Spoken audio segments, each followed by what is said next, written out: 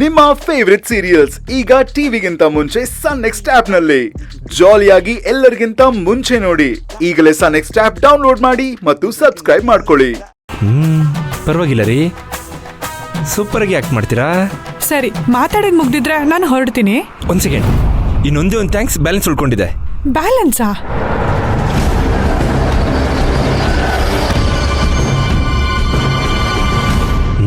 ಹೌದು, ನಮ್ಮ ಮನೆ ಎದುರುಗಡೆ ಆ ಯೋಗರಾಜ್ ಮಗಳು ಆ ಕಿರಾತಕ್ಕಿ ಮಂಜರಿ ಇದ್ದಾಳಲ್ಲ. ಹೌದು. ಆ ಗಂಭೀರಿ ಅವತಾರಕ್ಕೆ ನಾನು ಸರಿಯಾಗಿ ಒಂದು ಬಾರಿಸ್ಬೇಕಂತ ಆಸೆ ಇತ್ತು. ಆದ್ರೆ ಹೆಣ್ಮಗ್ಳಂತ ಸುಮ್ಮನಾಗ್ತಿದ್ದೆ. ಆದ್ರೆ ನೀವು ಕೆನ್ನೆಗೆ ಆ ಮಂಜೂರಿ ಕೆನ್ನೆಗೆ ಹೊಡೆದ್ರಿ ಅಂತ ಅಪ್ಪ ಹೇಳಿದ್ರು. ಅದಕ್ಕೆಂತೂ ಕೋಟಿ ಕೋಟಿ ಕೋಟಿ ಥ್ಯಾಂಕ್ಸ್.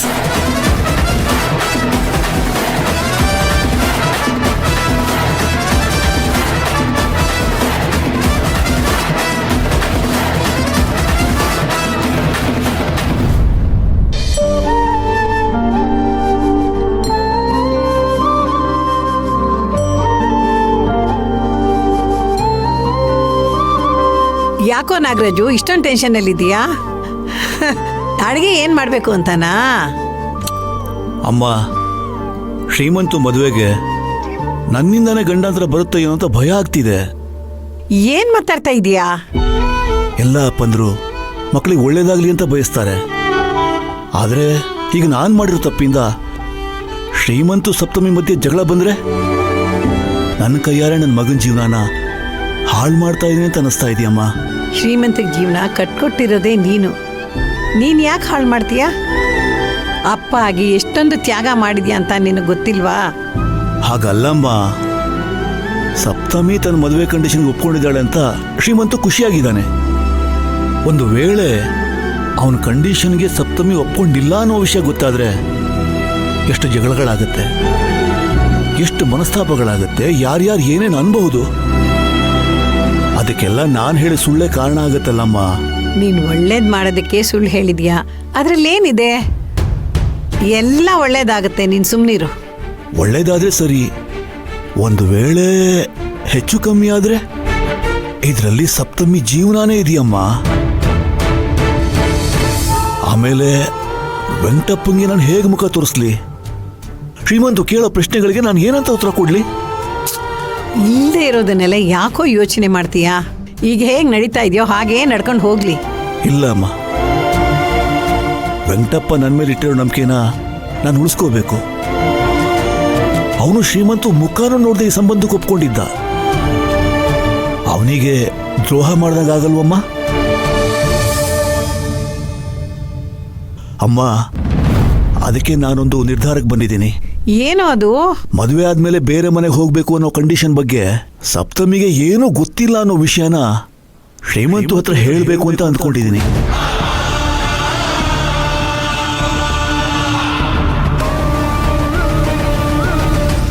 ಅಯ್ಯೋ ಬೇಡವೋ, ನನ್ನ ಮಾತು ಕೇಳೋ. ಇಲ್ಲಮ್ಮ, ಸಪ್ತಮಿ ಶ್ರೀಮಂತು ಬರೀ ಒಂದಿನ ಗಂಡ ಹೆಂಡತಿ ಆಗ್ತಾ ಇಲ್ಲ, ಅವರು ಜೀವನ ಪೂರ್ತಿ ಒಟ್ಟಾಗಿ ಬದುಕಬೇಕು. ಅದಕ್ಕೆ ಎಲ್ಲ ಸತ್ಯ ಹೇಳಿನೇ ಮದುವೆ ಮಾಡಬೇಕು. ನೀನೀಗ ಬಾಯ್ ಬಿಟ್ರೆ ದೊಡ್ಡ ಗಲಾಟೆನೇ ಆಗ್ಬಿಡುತ್ತೆ. ನೋಡು, ಸಪ್ತಮಿ ಈ ಮನೆಗೆ ಸೊಸೆಯಾಗಿ ಬಂದ್ಮೇಲೆ ಶ್ರೀಮಂತು ಈ ಮನೆಯಿಂದ ಬೇರೆ ಹೋಗ್ಬೇಕು ಅನ್ನೋ ವಿಷಯನೇ ಮರ್ತೋಗ್ಬಿಡ್ತಾನೆ. ನನಗೇನೋ ನಂಬಿಕೆ ಬರ್ತಾ ಇಲ್ಲ. ನಂಬಲೇಬೇಕು ನಾಗರಾಜು. ಅವರಿಬ್ರು ಅನ್ಯೋನ್ಯವಾಗಿ ಅದ್ದೂರಿಯಾಗಿ ಜೀವನ ಮಾಡ್ತಾರೆ.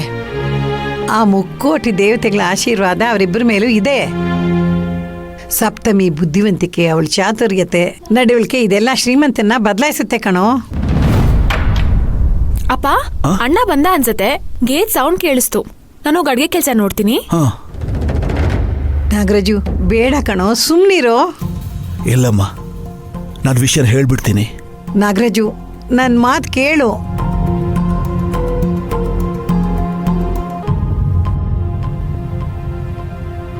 ತುಂಬ ಹೇಳಬೇಕು ಚೂರು, ನಾನು ಹೇಳಬೇಕು ಚೂರು. ಶ್ರೀಮಂತು, ಶ್ರೀಮಂತು, ಹಬ್ಬ, ಆ ದೇವ್ರೇ ಕಾಪಾಡ್ದ. ನಾಗರಾಜು, ನೀನು ಹೇಳಬೇಕು ಅಂತ ಹೋಗಿರೋ ವಿಷಯ ನೀನು ಹೇಳ್ತೀನಿ ಅಂತ ಹೋದ್ರೂ ಅವನ ಕಿವಿ ಮೇಲೆ ಹಾಕೊಳ್ದೆ ಹೊರಟೋದ. ಅಂದ್ರೆ ಈ ವಿಷಯ ಶ್ರೀಮಂತ್ಗೆ ಗೊತ್ತಾಗದೆ ಇರೋ ಹಾಗೆ ನಡೀತಾ ಇದೆ. ಅಂದ್ಮೇಲೆ ಇದು ದೇವ್ರ ಸಂಕಲ್ಪನೇ ಅಲ್ವಾ, ತಿಳ್ಕೊ. ದೈವ ಸಂಕಲ್ಪನ ಯಾರೂ ಬದಲಾಯಿಸಕ್ಕಾಗೋದಿಲ್ಲ. ಸುಮ್ಮನೆ ಮನಸ್ಸಲ್ಲಿ ಇಟ್ಕೊಂಡು ಕೊರಗೋ ಬದಲು ನಿಶ್ಚಿತಾರ್ಥಕ್ಕೆ ತಯಾರು ಮಾಡ್ಕೋ.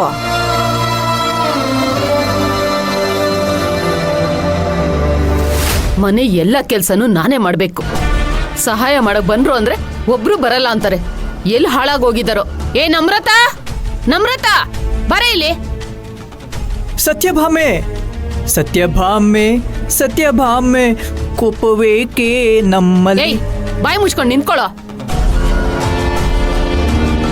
ಏನಮ್ಮ ನಿಂದು? ಎಲ್ಲಿ ಅವಳು ನಿಮ್ಮಕ್ಕ? ಎಲ್ಲಿ ಹಾಳಾಗೋಗಿದ್ದಾಳೆ? ಹೋ, ಅರ್ಥ ಆಯ್ತು. ಫೋನ್ ಮಾಡಿದ್ರು ರಿಸೀವ್ ಮಾಡ್ತಿಲ್ಲ ಕಣ್ರೋ, ಅದಕ್ಕೆ ಹೇಳಿದ್ದು. ಆಲ್ರೆಡಿ ತೊಂದರೆ ಕೊಟ್ಟಿದ್ದೀರಾ.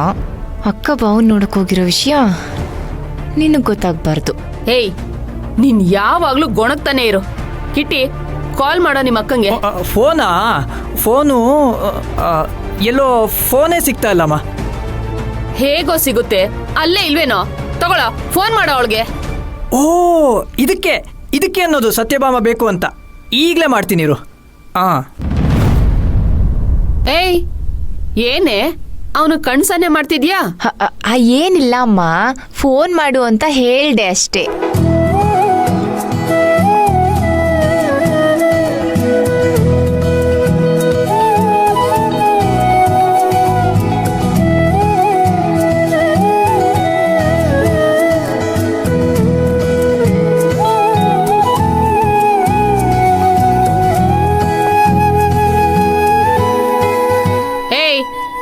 ನಿಂತ್ಕೊಳೆ.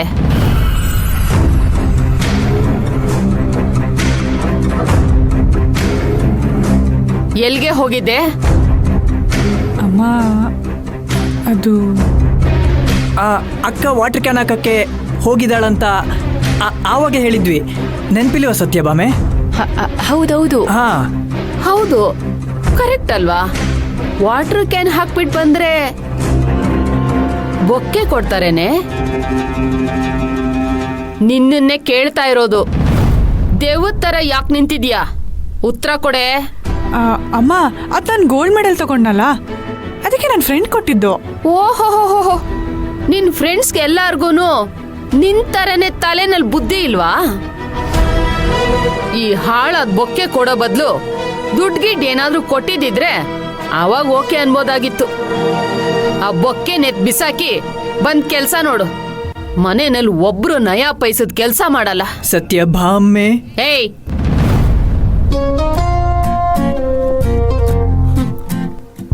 ಎಲ್ಲ ಕೆಲ್ಸನೂ ನಾನೇ ಮಾಡ್ಬೇಕು. ಒಬ್ರಿಗೂ ಜವಾಬ್ದಾರಿ ಅನ್ನೋದೇ ಇಲ್ಲ. ಥ್ಯಾಂಕ್ಸ್ ಕಣ್ರೋ.